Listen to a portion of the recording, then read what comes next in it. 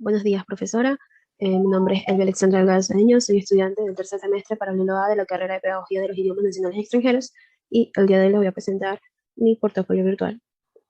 Tenemos el índice en el cual se van a ver la unidad número 3 y 4, que tiene como subtítulos que son las funciones cerebrales, las funciones cognitivas, las ejecutivas, la regulación conductual y emocional. También se ve un poco sobre lo que son los trastornos neuropsicológicos del aprendizaje, cuáles son los trastornos del aprendizaje y los principales trastornos del aprendizaje. El presente portafolio tiene como objetivo mostrar todos los temas tratados durante el segundo parcial, en el cual se podrán observar también aquellas actividades realizadas, así como comprender las funciones ejecutivas como un proceso de múltiples estados y con diferentes funciones esenciales ante las demandas del aprendizaje y reconocer la etiología, conceptualización y características de las diferentes dificultades y otros trastornos del aprendizaje desde una perspectiva integrada a la educación.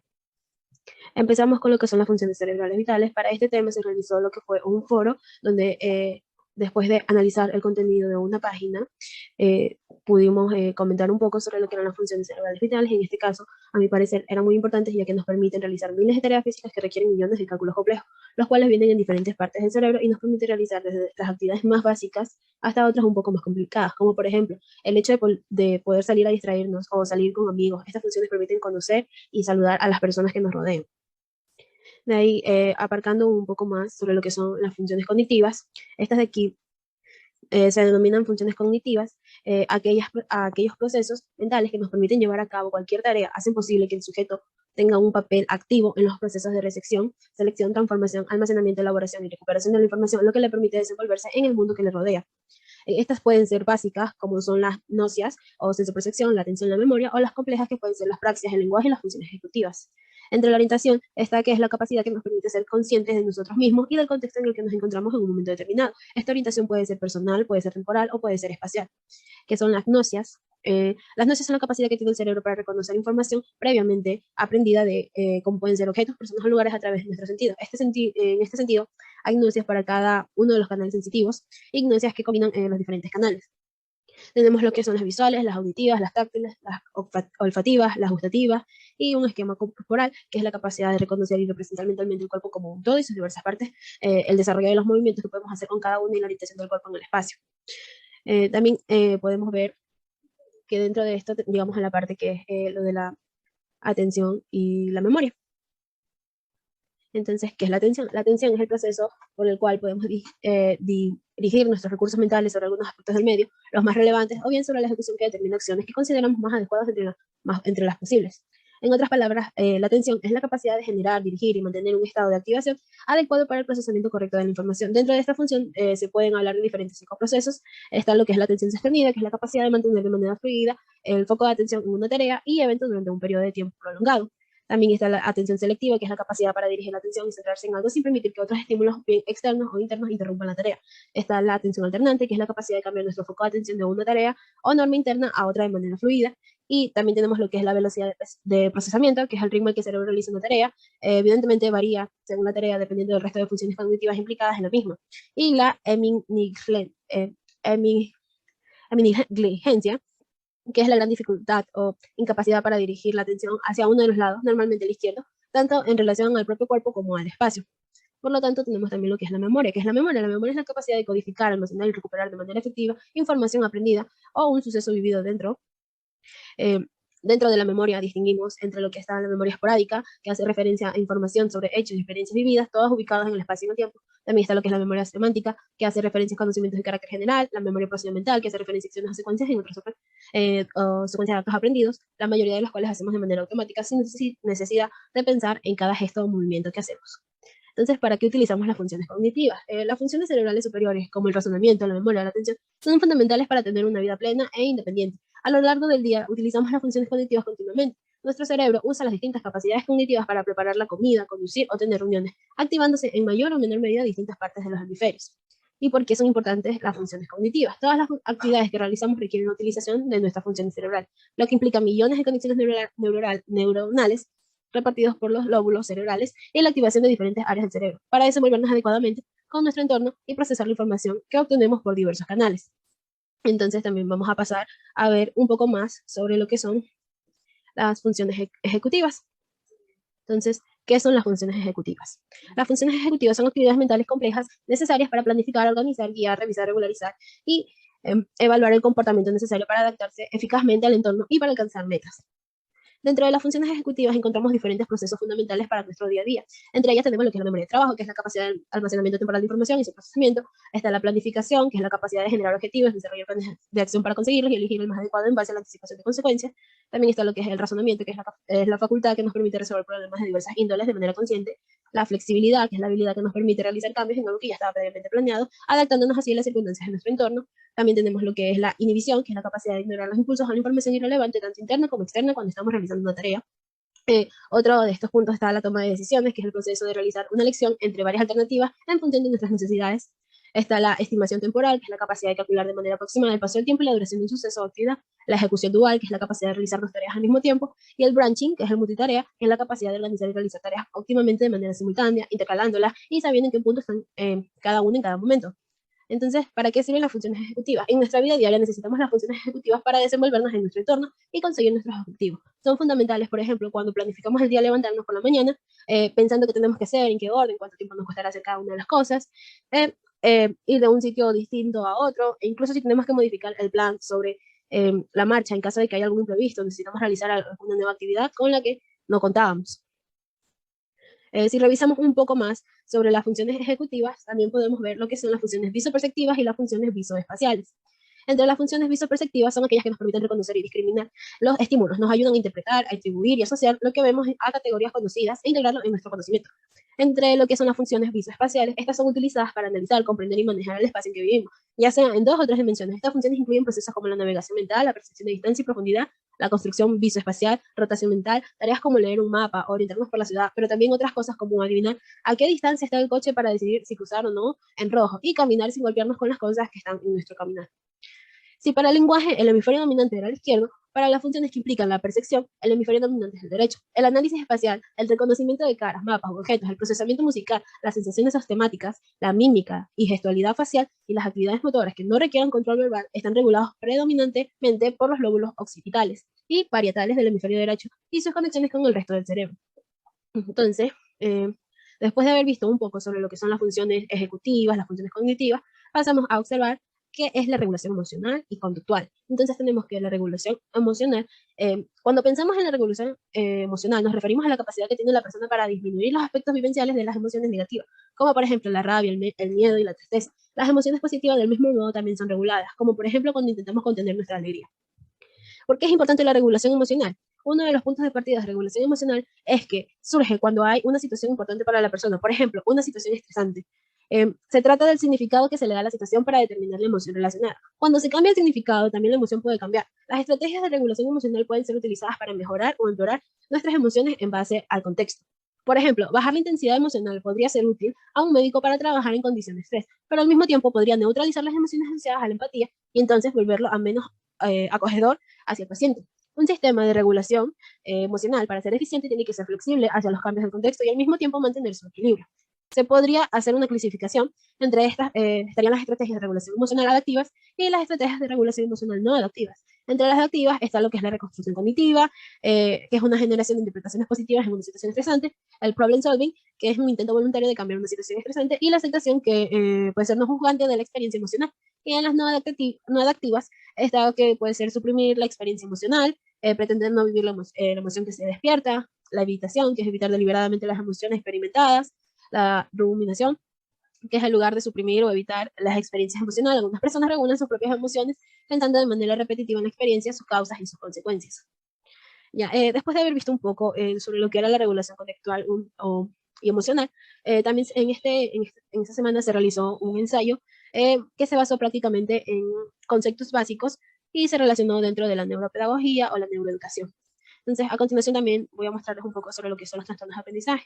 Entonces, entre ellos tenemos lo que es la dislexia, que la dislexia ha sido definida como una dificultad de interpretación del lenguaje escrito en una persona que no tiene ninguna discapacidad visual, auditiva ni intelectual. La dislexia es un problema con la lectura, la escritura y la ortografía, como ya he mencionado. Afecta en torno a un 10% de la población, no está vinculada a la inteligencia global, puede que afecte también las habilidades de organización. Los alumnos con dislexia pueden aprender estrategias de adaptación para sortear sus dificultades. Son importantes las técnicas de enseñanza multisensorial y los profesores sensibilizados con el tema pueden marcar una enorme diferencia.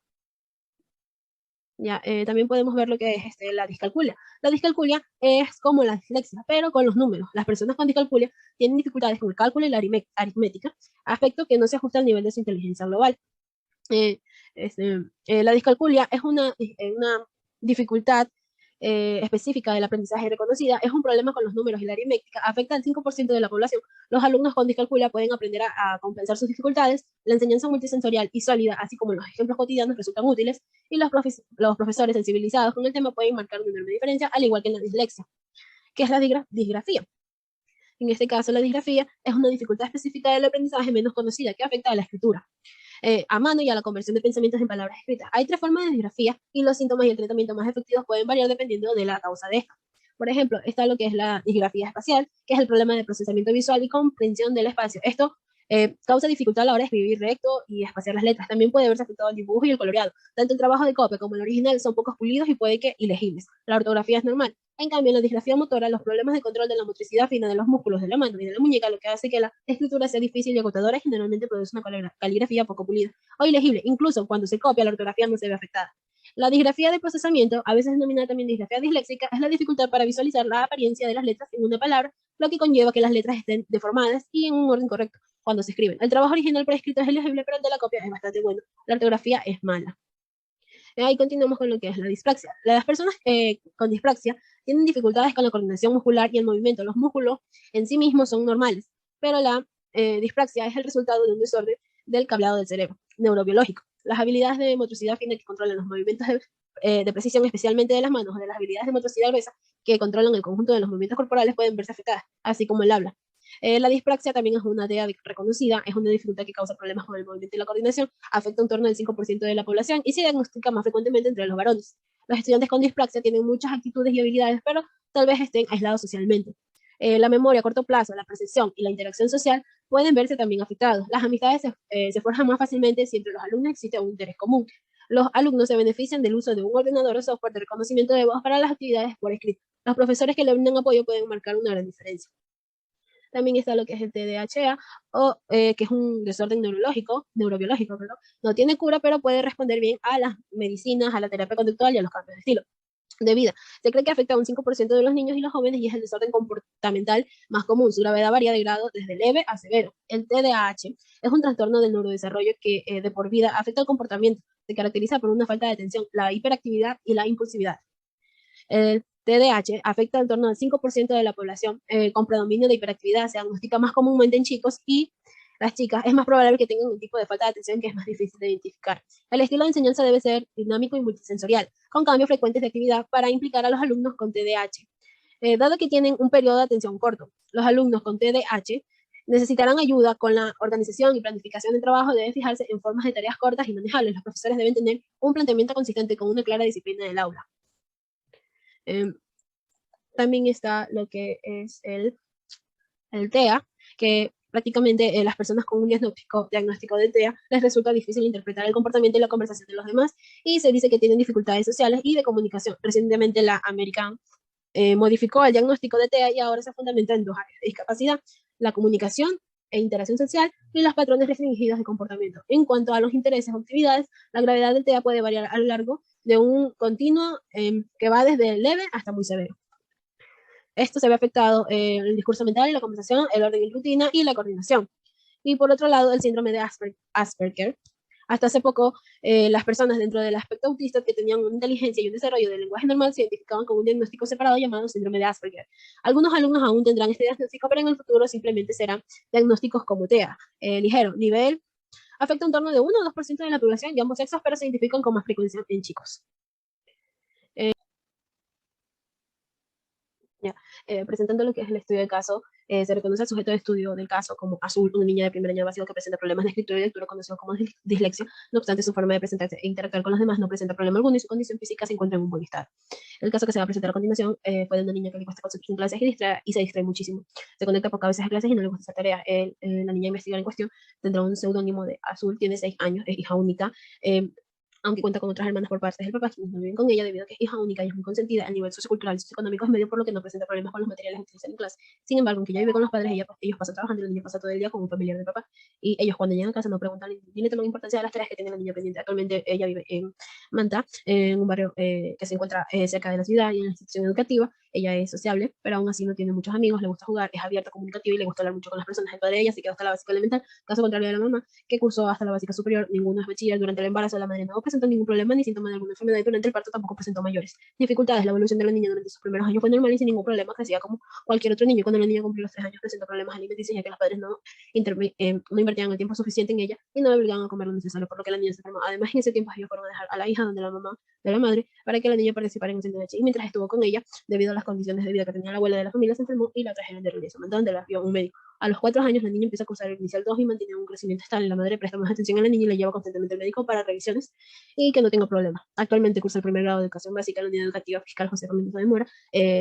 Un familiar del papá es quien está pendiente de los estudios de la niña, aún así en ocasiones no puede estar, ya que también presenta otras actividades por hacer, por lo que no tienen alguien estable que se cargue todos los días esté pendiente de ella, ya que se distrae con mucha facilidad. En los síntomas, Azul estudia normalmente como otros niños, sin embargo, se llega a detectar que presenta problemas con la lectura y escritura, ya que al momento de leer le cuesta reconocer algunas palabras y suele cambiarlas en ocasiones, suele confundir la P por la D o la B por la D y le cuesta mucho poder concentrarse en sus actividades. El diagnóstico, debido a que la niña no recibe clases presenciales, no se puede confirmar o descartar si realmente presenta un problema de dislexia, pero gracias a las observaciones realizadas a la niña durante sus clases se puede observar ciertos síntomas o indicadores que demuestran que hay que presentar atención en la niña y proceder a tomar las medidas necesarias para evitar que esto perjudique a futuro. Entre las estrategias y actividades de apoyo es importante hacer del hogar un lugar tranquilo y alentador, incentivando a la menor a realizar otras actividades en las que destaca hay que evitar culpabilizarla y hacer que se sienta querido y aceptado. Entre las estrategias de aprendizaje más directas es importante prestarle mucha atención y ayuda en sus deberes, obligaciones escolares, utilizar marcas o stickers para que identifiquen sus textos y demás pertenencias, favorecer sus actitudes y sobre todo escucharla, reunirse con sus padres que tengan el mismo problema con sus hijos también es de gran ayuda, ya que así podrán crear más estrategias que podrán implementar y generar nuevas ideas. En el plan de intervención tenemos los objetivos, los componentes, la estrategia de intervención, los recursos materiales, el tiempo y los responsables. En la parte psicopedagógica, como objetivo se tiene que comprobar que exista un problema de dislexia y cómo este contribuye al desarrollo del estudiante. Los componentes serían las habilidades adaptativas, estrategia puede ser observar su conducta y acciones en el proceso de realización de las encuestas, materiales, está lo que es la observación, las encuestas dirigidas, los test, internet. El tiempo se lleva una semana, incluida la calificación de los resultados y los responsables a cargo serían el docente, el DC, los padres de familia y el estudiante. En la adaptación pedagógica como objetivo se tiene mejorar el sistema educativo dentro del aula, aportando justo con un método didáctico que interviene en el desarrollo de su educación. Las componentes están las capacidades cognitivas, las estrategias pedagógicas, como estrategia se debe realizar en conjunto con el de visitas en horas de clases específicas en donde se lleve más esfuerzo como matemática, lengua y literatura, inglés, etcétera. Como en este caso las clases son virtuales, sería muy bueno que a una persona responsable del DS se conecte durante estas clases para que ellos se puedan dar cuenta en qué momento es que existen estos problemas. Los recursos materiales están en las fichas, los esferos, los libros, internet. Esto puede ser durante 4 semanas y el docente es el que estaría a cargo. Y en el monitoreo y evaluación se supervisa el desarrollo diario del estudiante luego de aplicar las estrategias y adaptaciones. La organización y monitoreo, verificar el proceso del estudiante, indicando su avance y porcentaje de culminación. Para esto va a ser necesario una computadora, internet, fichas. Esto puede ser durante el inicio, en medio y al final, y el docente sería el encargado. Como reflexión, tengo que luego de haber revisado todos estos temas, llego a la reflexión de que son muy importantes porque como futuros docentes nos encontraremos en situaciones donde podremos aplicar lo aprendido, ya que al conocer las técnicas o estrategias de neurodidácticas podremos brindar una educación más atractiva para el estudiante y así hacer que su proceso de enseñanza-aprendizaje sea más motivador. También es de suma importancia que conozcamos sobre las funciones cognitivas y ejecutivas y el cómo funciona cada una, así como también el conocer cuáles son las dificultades específicas de aprendizaje y saber identificarlas. Como proyección tengo que a futuro espero poder conocer mucho más sobre estos temas y las diferentes estrategias que existen para que las clases sean más entretenidas y motivadas para el estudiante y así estar preparada para cuando me toque estar en un salón de clases cumpliendo la función de docente y también reconocer a tiempo si algún alumno presenta algún síntoma sobre alguna de las dificultades específicas del aprendizaje. Bueno, eso sería todo por hoy. Gracias.